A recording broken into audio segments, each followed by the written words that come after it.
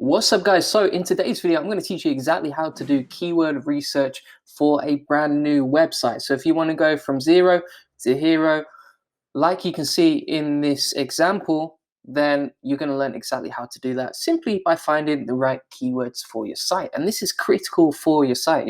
If you don't get the right keywords, then you're kind of doomed to failure. So, as an example, you can see in this website, I started off from scratch late last year, and the traffic has just transformed on this site simply by picking the right keywords, because when it comes to keyword research, you need to pick your battles carefully. And I'm going to show you the exact blueprint for doing that in this video, and it's super easy. You can do it yourself. You can rinse and repeat this process, and it doesn't take much time at all. So with that, let's jump in. So the first thing you need to do is pop on over to ahrefs.com and sign up for the service, and then go to Keyword Explorer, as you can see here. And from here, you're basically going to type in a keyword related to your niche. So just as an example, we're going to use camping for this website. So let's say we're starting a brand new website about camping, and we want to do the keyword research for that, right? So you're going to type in, not campus, you're going to type in camping here, and select whichever country you're going for. So I'd say the biggest market is always going to be the US, and then click search. And from here, obviously, that's extremely competitive. 91 out of 100 for the keyword difficulty means, if you have a brand new website, you're basically trying to achieve the impossible. But what you can do is you can go on over to all keyword ideas, and this is going to give you a silly amount of keywords to go after. So you can see there's almost 1 million keywords. So what we need to do is filter that down, right? So you're going to filter KD, which equals keyword difficulty, and this is on a scale from 1 to 100. So you're going to filter this down from 0 to 10 maximum. And when you do that, click apply, and this will basically find you the easiest keywords to rank for. So the lower the keyword difficulty, the easier it's going to be to rank.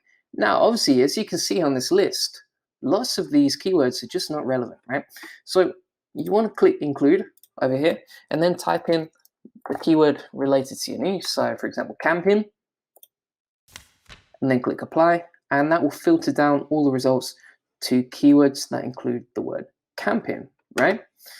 Now, you want to make sure that there's enough people searching for these keywords, because if there's no volume, then there's no point trying to rank for that keyword, simply because there's not enough people to reach. If you produce a piece of content that no one's searching for, then you're wasting your time when it comes to SEO. So filter this from a minimum of 100 monthly searches upwards, and then click apply.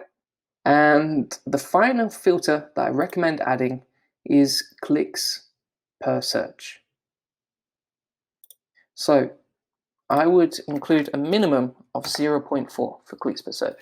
And that basically means that, when you Google a keyword, there's enough people who click the top results. And I usually go for 0.4 upwards, because, if it's any less than that, then people aren't going to click on the keyword. Now, what I mean by this is, if I type in a keyword, let's say, for example, camping pictures,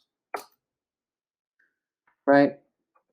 There's going to be a lot of different elements on the page, which means that actually the clicks per search is going to be pretty low, because people aren't looking for blogs to read or anything like that. They're just looking for pictures. So the clicks per search is going to be pretty low, simply because there's different elements on the page. So you can see, for example, there's different types of camping pictures here, and then you've got all these pictures here. And then at the bottom, you've also got the people also search for section. So it's kind of like this keyword isn't going to have a high clicks per search, simply because people aren't looking for websites, they're just looking for pictures. So they're not going to click the top results when it comes to ranking on the first page of Google. So that's a really important element to include. And once you've done that, you're going to have a bunch of keywords to go at here. Now, what I also recommend is typing in best here, right? So if we click apply, then that will filter down loads of informational articles that you can potentially write about, right? So you can see here, best camping pillow, which could be a review article. And in that article, you could recommend products and make some money with affiliate products, on Amazon or any sort of affiliate website like that. And then also, you can see there's just loads of relevant camping keywords that we could potentially rank for. And they're all low keyword difficulty, low volume, and they have a decent number of clicks too. So what I recommend after doing your keyword research is then popping these keywords into a spreadsheet so that you have them saved for later. So you can create a spreadsheet like this, and from here you can type in your keyword, your volume, the difficulty, number of low domain rating websites on the first page of Google, which I'll come on to soon. And then once you start producing the content, you can have a link to the blog outline, the word count, how much you spent on that content, when you published it, the status of the article, the URL of the published article, and any sort of extra notes that you want to include there. Now, it does seem like a big spreadsheet to fill in, but at the same time, the more detail you have in here, the more that you're going to measure the effectiveness of this keyword. So what you can do is you can start popping these keywords into the spreadsheet like this. So volume equals 1,500, difficulty equals 4, and then we come on to column D. Now, if you're a brand new website, it's going to be hard to compete. You don't have much authority yet. Google doesn't know your website, and therefore Google doesn't really trust your website that much. So if you have a brand new website, you're starting from zero. And therefore, you need to check kind of who you're competing with. Because if you're competing with brand new websites on the first page of Google, it's going to be easy, right? But if you're competing with established websites that have a lot of authority and a lot of trust with Google, then it's going to be very hard to compete. So what you can do is you can take this keyword, put it into Google, and then use Ahrefs toolbar, which is easy to download, by the way. And you can check the domain rating of the websites that are ranking. And if you see like a DR1 website like this, for example, then that means that there's potential for you to rank on the first page of Google too. But if all the results are like DR70 and above, then it's going to be very hard to compete for your website on the first page of Google, simply because you're going to be outranked by higher authority websites. So what we can do in this column is type 1, because you want to find out how many websites with a domain rating of less than 25 are on the first page of Google.